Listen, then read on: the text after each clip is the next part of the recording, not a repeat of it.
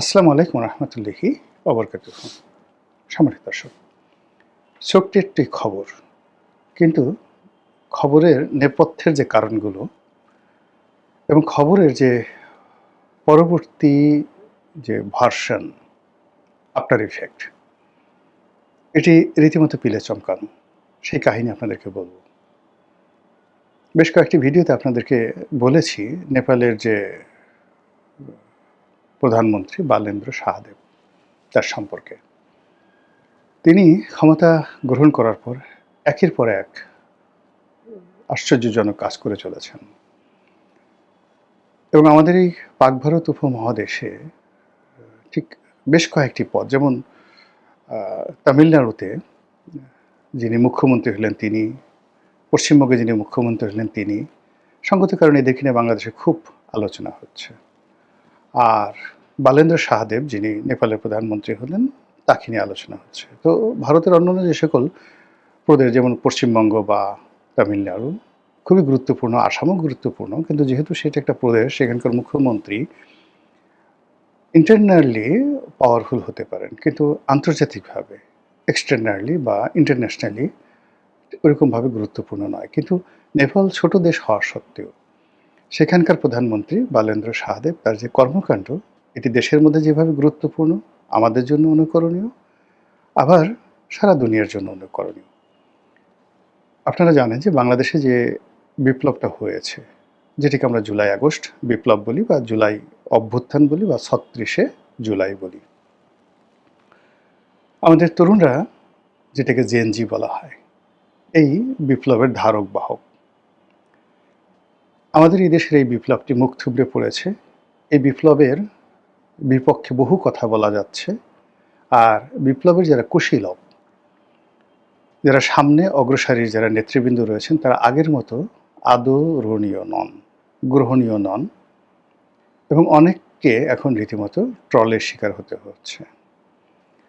আর এদেরকে পুঁজি করে গত 18 মাসে যারা ব্যবসা করেছেন, বাণিজ্য করেছেন, নিয়োগ করেছেন, বদলি করেছেন, যারা রাষ্ট্র ক্ষমতা দখল করেছেন, তারা এখন এ জাতির সবচেয়ে কলঙ্কিত এবং ঘৃণিত ব্যক্তিতে পরিণত হয়েছেন।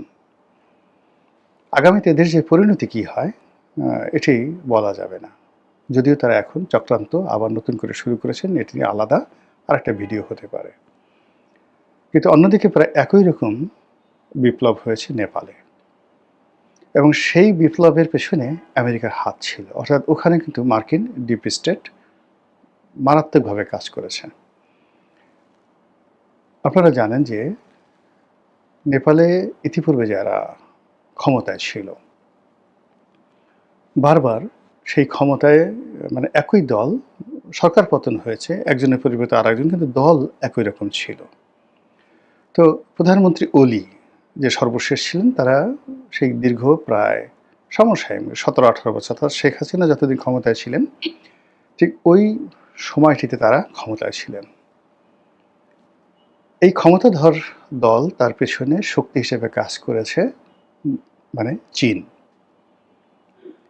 তো সেই চীনের কর্তৃত্ব থেকে নেপালকে বাঁচানোর জন্য সেখানে ভারতীয় কর্তৃপক্ষ এবং আমেরিকা যৌথভাবে সেখানে অপারেশন চালিয়েছে, এবং সেই অপারেশন, মানে সরকার যে বিদ্রোহী আন্দোলন, সেই আন্দোলনের সঙ্গে সেই অপারেশন, তাদের ডিপ স্টেট পলিসি, সেখানে সরকারের পতন ঘটিয়ে ফেলেছে। এখানে ঠিক বাংলাদেশে যা কিছু ঘটেছে, অর্থাৎ পাকিস্তানে ইমরান খানের পতন, শ্রীলঙ্কাতে রাজা পাকসেদের পতন, এবং নেপালে এই অলির গভর্নমেন্টের পতন, আর বাংলাদেশ একই সূত্রে গাঁথা।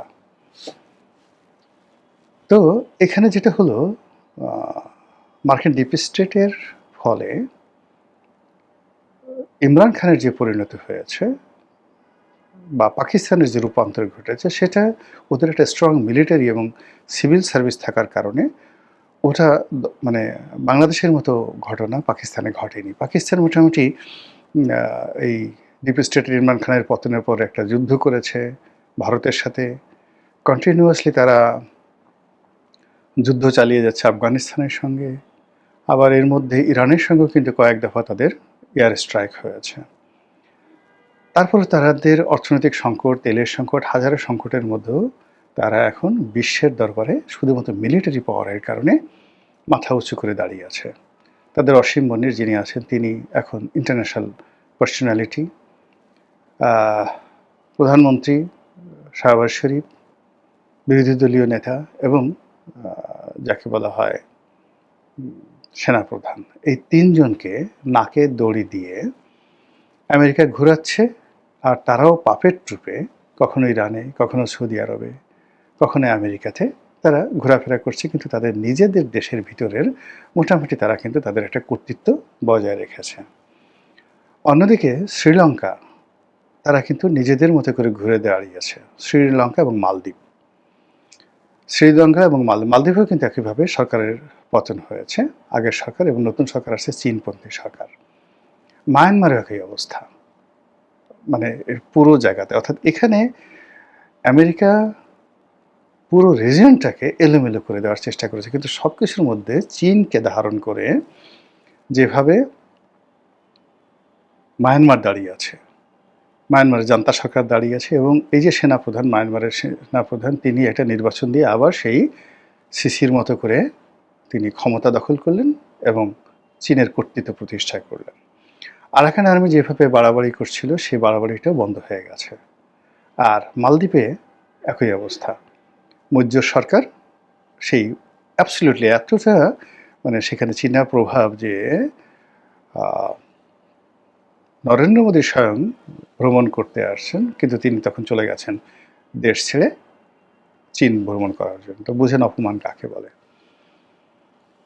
তো সেই দিক থেকে মার্কিন ডিপ স্টেট এবং ভারতের যে পলিসি, সেই পলিসির কারণে নেপালে এত বড় একটা বিপ্লব হলো, এবং সেই বিপ্লবের প্রেক্ষিতে জেনজির প্রতিনিধি রূপে বালেন্দ্র সাদেব ক্ষমতা আসলেন।